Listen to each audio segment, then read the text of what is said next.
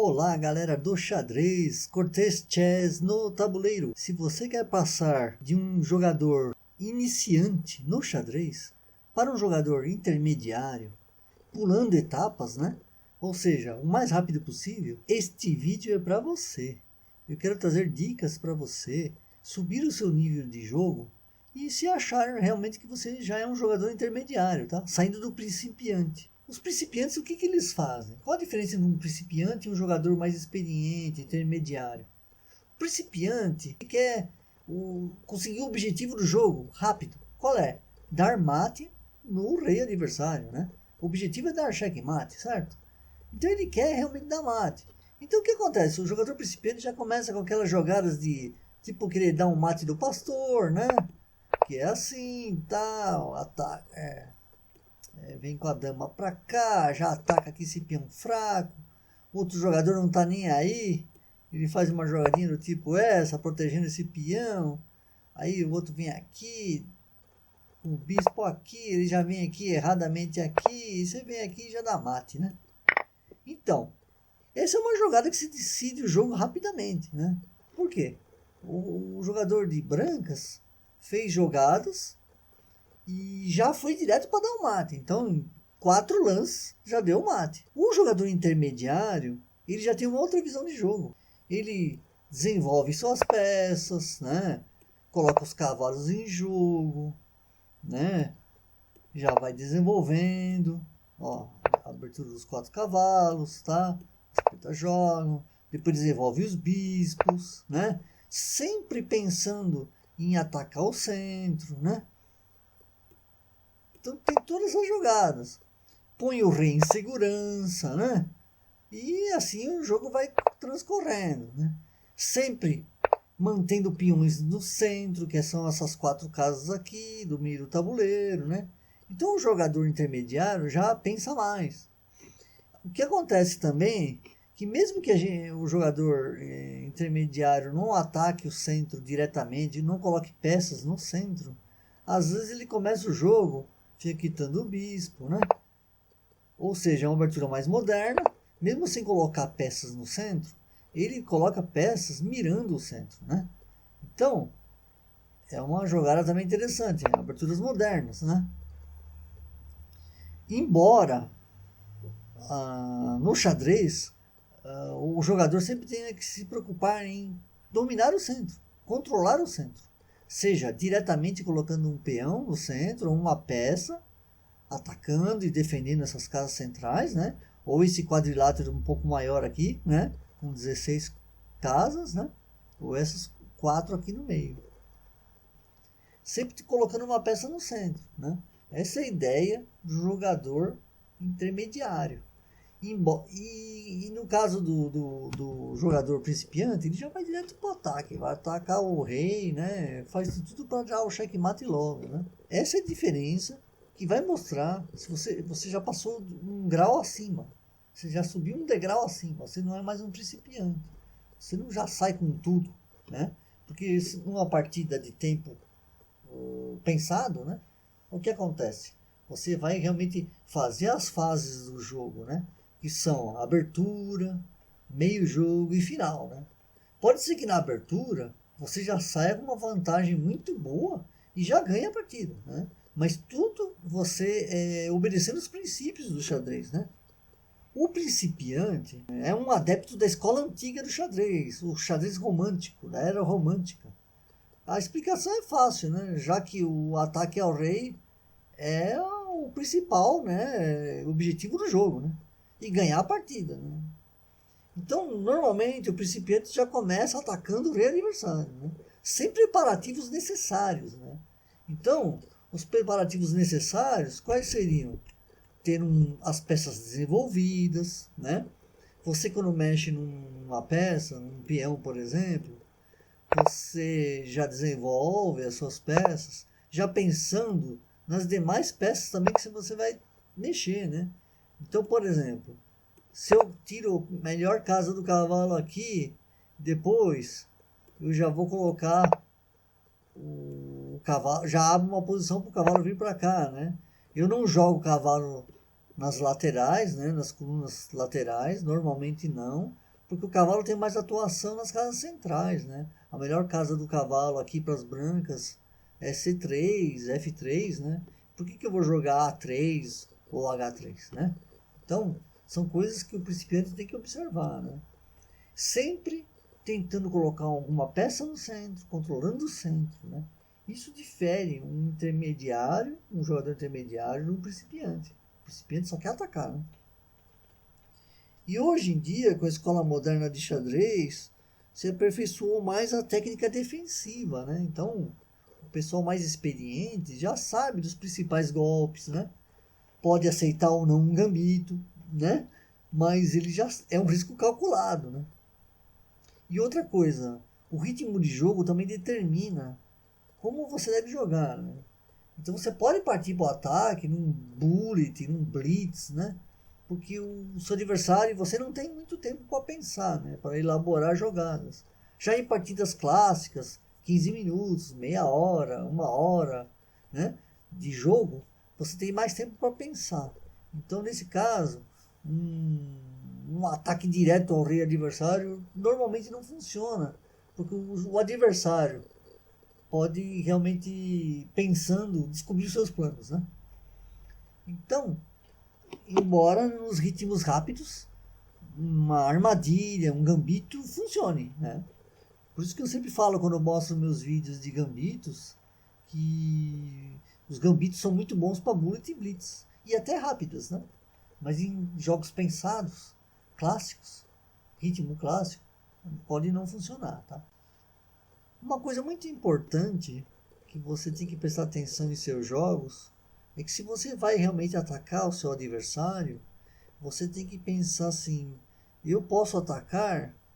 Sim, mas eu tenho que ter algumas coisas em mente antes, que seria uma proteção para o meu rei, né? O meu rei tem que estar protegido. Normalmente a gente fala que o jogador iniciante, ele já tem que chegar e já logo botar o rei no roque, né? Ou roque curto, ou roque longo, para dar uma proteção maior para o seu monarca, né? Isso é uma coisa importante. E o jogador iniciante às vezes não pensa nisso, né? Ele já começa a atacar com tudo, sem pensar na proteção do rei, né? E nem do controle do centro, né? Então, isso são dados importantes que todo jogador intermediário tem que ter em mente. A primeira fase é o desenvolvimento das peças, e a gente deve sempre controlar as casas centrais, tá? E a segunda fase, que é o meio-jogo, você tem que debilitar a posição inimiga, procurar pontos fracos, peões atrasados, buracos na defesa, né? Posições que você pode pôr um cavalo, né, no ataque, né? E procurar debilidades no adversário. Se ele não tiver, você pode tentar forçar debilidades, né? Isso é o típico do meio-jogo, né? E a parte final, né, que seria a terceira fase, é quando você aproveita a posição inimiga debilitada, com problemas, e aí faz um ataque direto para mate, né? E aí tem todas aquelas estratégias, né? Você tem que ter se você tiver uma superioridade de peças, você tem mais chances de ter um ataque e um ataque vitorioso, né? Então, por exemplo, se você quiser fazer um ataque ao rei aqui no roque pequeno e você tiver superioridade de peças deste lado do tabuleiro aqui, né, atacando o roque preto aqui, por exemplo, né, você vai ter mais chances de vitória. Vamos supor que você faça com que o seu adversário venha com todas as peças para o lado aqui da área da dama, e você mire mais peças aqui no roque preto. Você consegue ter mais chances de ataque, né, e chances de vitória. O xadrez é cheio de padrões, tá? Você tem que conhecer os mates, os tipos de mate, padrões. Porque quando aquela posição aparecer na sua frente, você vai lembrar e vai fazer, né? Então, estude mates padrões. Eu tenho um vídeo aqui, tenho vários vídeos. Eu tenho no site do YouTube uma playlist com os mates padrões, né? Lá tem todos os tipos de mate que você possa imaginar, né? E realmente vai abrir a sua mente. Então você vai passar de um jogador principiante para um jogador intermediário, sabendo esse tipo de mates, tá? O principal início para você seria estudar esse tipo de padrões, tá? Uma coisa muito importante também no xadrez é você estudar táticas, né? Porque você vai ver com as táticas a aplicação de diversos tipos de jogadas, de golpes, de situações, de posições que acabam se repetindo no xadrez e você pode aplicar nos seus jogos. Então, o estudo de táticas tem que ser diário, né? Se você quer evoluir realmente de iniciante para intermediário, o estudo de táticas tem que ser diário. Você pode, por exemplo, utilizar a parte aqui de quebra-cabeças aqui do Lichess, né? E aqui você tem quebra-cabeças, né? E aqui você resolvendo esses problemas, né? Você consegue evoluir no seu xadrez, tá? Você vê a posição, né? Pensa sobre ela, resolva sem usar computador, né? Quebra a cabeça, né? Coloque aqui numa nível de dificuldade que você consiga fazer, ó, tem normal, tem muito fácil, fácil, normal, difícil, muito difícil, né? Coloca no normal para você se sentir mais confortável, né? E tente resolver essas questões, né? Por exemplo, essa posição aqui. As pretas colocaram a dama aqui. A ideia é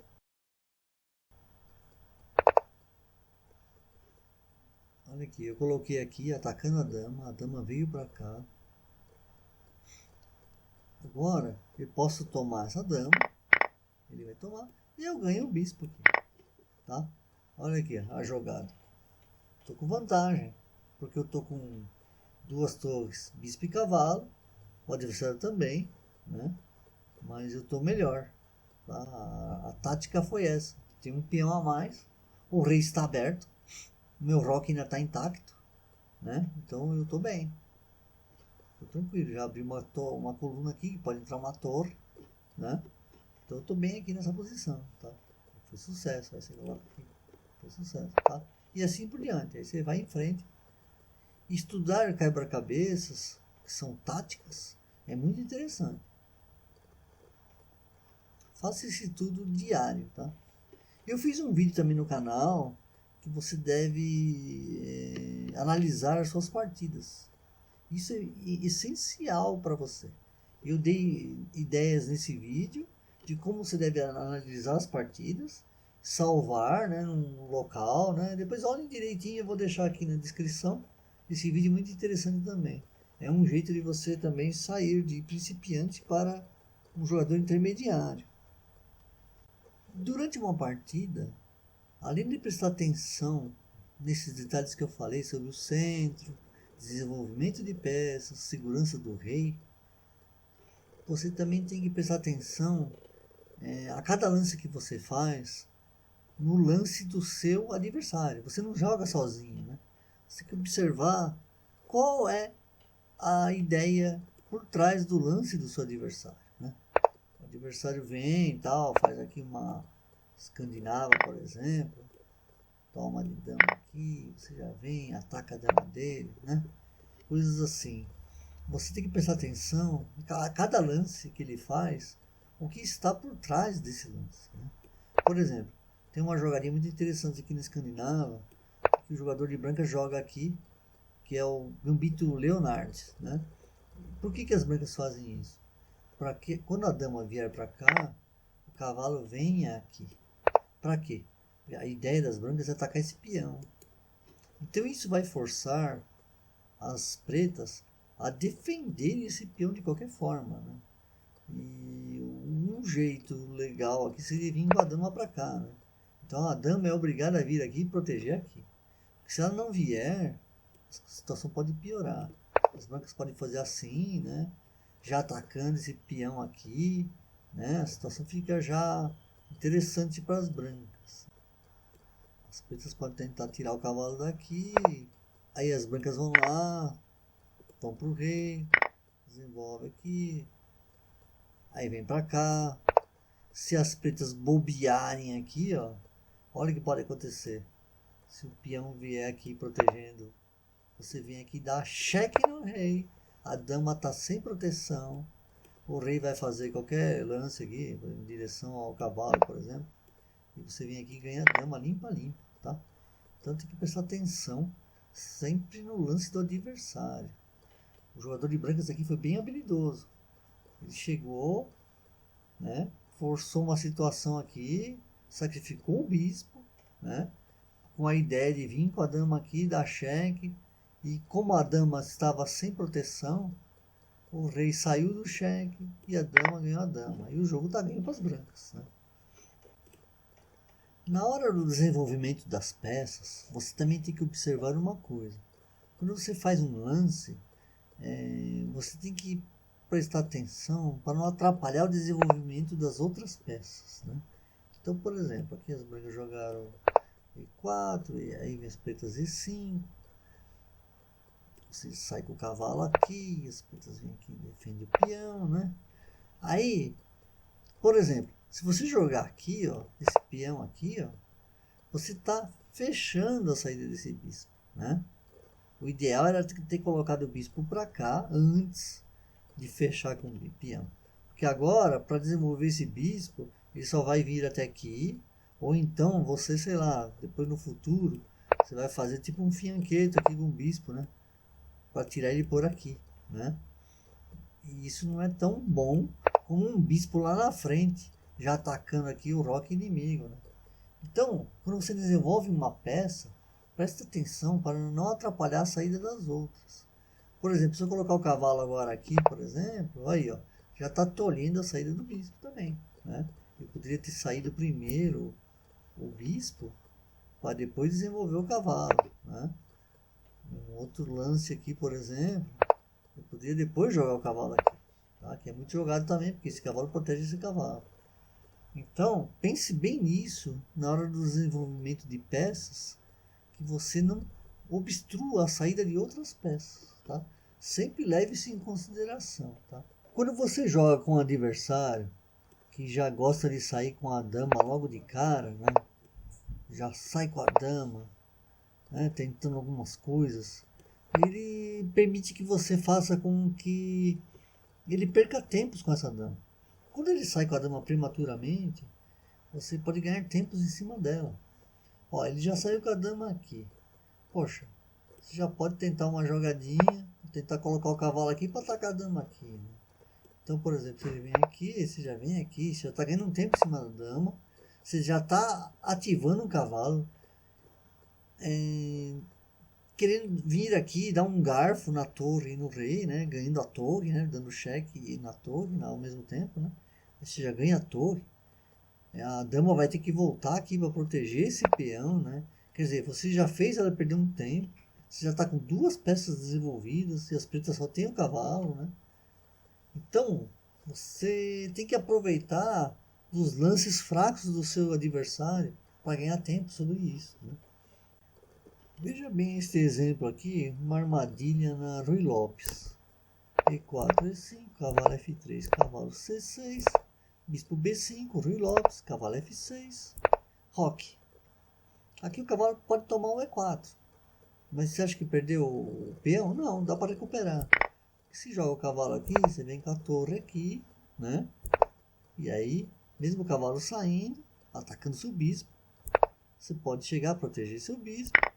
Ele toma, você retoma aqui no centro. Olha só esse cavalo como é perigoso. Ele saindo, eu posso tomar essa dama. Se dá um descoberto aqui, eu pego a dama, né? Dou cheque. As pretas têm que defender e vão perder a dama. Então, vamos supor, ela vem aqui, toma, você vem com a torre. O bispo defende, cavalo D5, ó, mais uma peça no ataque.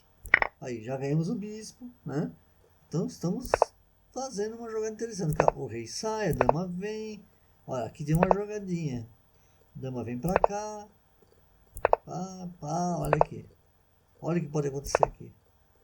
Peão dando a torre. Nós estamos sacrificando essa torre, mas as pretas tomaram o peão. Bispo vem também pro ataque. Dama toma. Agora, olha aqui, interessante. Ganhamos a torre. A dama recupera. Olha só. Rei sai. Dama ataca. Torre. Agora temos só peças pesadas para cima do rei, né? Olha só. Sacrifício. Rei toma. Dama A3. Rei B5. Dama toma F8. Ganhamos a dama lá do outro lado. E a partida também, né? Que uma dama e uma torre é bem mais forte que uma torre com um bispo e cavalo, né? E olha, nós temos 6 peões, né? 3 passados. A partida aqui tá ganha, né? Então, você tem que prestar atenção, por exemplo, nessa armadilha aqui da Rui Lopes, por exemplo, fizemos sacrifícios de peças, né? Para chegar ao nosso objetivo, né? Que foi ter uma vantagem ganhadora, né? Isso também diferencia um jogador iniciante de um jogador intermediário, né? Um jogador intermediário faz sacrifícios, né, de peças quando ele vê que vai dar certo, né? A gente fez vários sacrifícios aqui, mas a gente tem em mente, nessa jogada aqui, ó, deixar o rei na mesma diagonal da dama. Aí quando o rei sai, a gente ganha a dama do adversário, né? Então, na época do xadrez romântico, os jogadores jogavam para o ataque, né, o tempo todo. Veja esse exemplo de partida entre Alekhine e Rudzinski. Olha só, o Alekhine está de pretas, né? O jogador de branco já saiu para o ataque. Ó, olha que interessante. Toma, dama toma. As pretas deixaram de propósito esse peão aqui, mas é um peão envenenado. Você já vai ver já por quê, ó.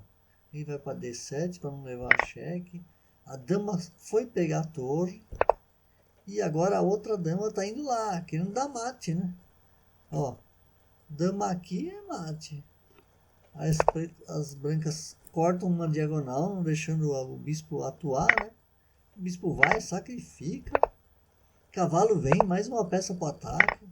Dama vem, já dá para dar mate de novo aqui. Se a dama vier aqui é mate. Aí vem, peão toma, aí sai o bispo. Aí a dama vai para lá, né? Não percebeu. E agora o bispo vai para lá e é checkmate. Tá? Isso foi uma partida que aconteceu entre o Alexander Alekhine e Rudzinski. E ilustra bem jogadas de sacrifício e de ataque também. Então naquela época o xadrez romântico, né, era bem assim, muito ataque, né? O pessoal não temia sacrificar peças para melhorar a posição e dar um ataque direto ao rei. Se você observar aqui, antes do momento do mate, né, a vantagem material das brancas é gigantesca, né? 2 torres, bispo, cavalo e dama. No entanto, as pretas com apenas uma dama e um bispo chegando aqui e ganharam a partida. Então, não se preocupe muito com a quantidade de material que você tem, né? Você consegue dar mate com material mínimo, né? Como tem aqueles mates padrões que eu já falei antes. Você deve estudar os mates padrões, tá? Uma dama sozinha não dá checkmate, a não ser que o adversário realmente bobeie demais, né? Vamos supor aqui, ó, nessa jogada aqui, as brancas jogam esse lance aqui e as pretas bobeiam demais aqui, fazem bobagens, joga aqui, ó, e as brancas vão lá e acabou, né? Acabou o jogo, né? Por quê? A dama deu checkmate sozinha. O rei, as pretas fizeram muita bobagem. Em 4 lances foi checkmate, né? Então, uma peça sozinha normalmente não dá mate. Ela vai precisar de ajuda de outras peças. Então a dama precisa do apoio de um bispo, de um cavalo, né? De uma torre, para dar um mate, né? De um peão. Observem bem essa partida também, que foi jogada entre garotos, sub-8, na Ucrânia, num torneio. Aí as brancas começaram assim com essa abertura Beard, que eu acho horrível essa abertura, né? E6, G4. O jogador de pretas foi lá e ó, dama H4, mate, entendeu? Então o jogador de brancas bobeou demais também nesse tipo. Igual aquele última, a partida anterior que eu mostrei pra vocês. Essa partida aqui acabou em 2 lances. Vejam agora essa partida aqui que foi jogada em 1924. Olha aqui, o jogador de brancas jogou D4, veio cavalo F6, cavalo D2. Esquisito, aquilo que eu falo para vocês, de quando vocês fizerem um desenvolvimento de peça, não atrapalhar o desenvolvimento das outras peças, né? Mas mesmo assim ele jogou. Aí veio as pretas jogaram E5, ele tomou, peão grátis, né?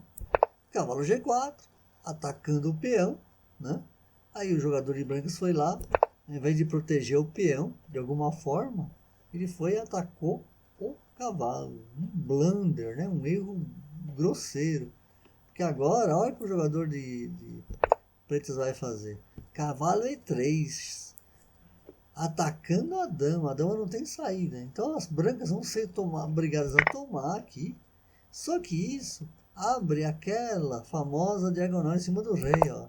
Dama H4, cheque, G3, dama toma peão, cheque mate, tá? Então, realmente essa partida também foi decidida em 6 lances, uma estratégia, desenvolvimento totalmente equivocado das brancas, né? Não deixando as melhores casas para o bispo sair, se desenvolver, né?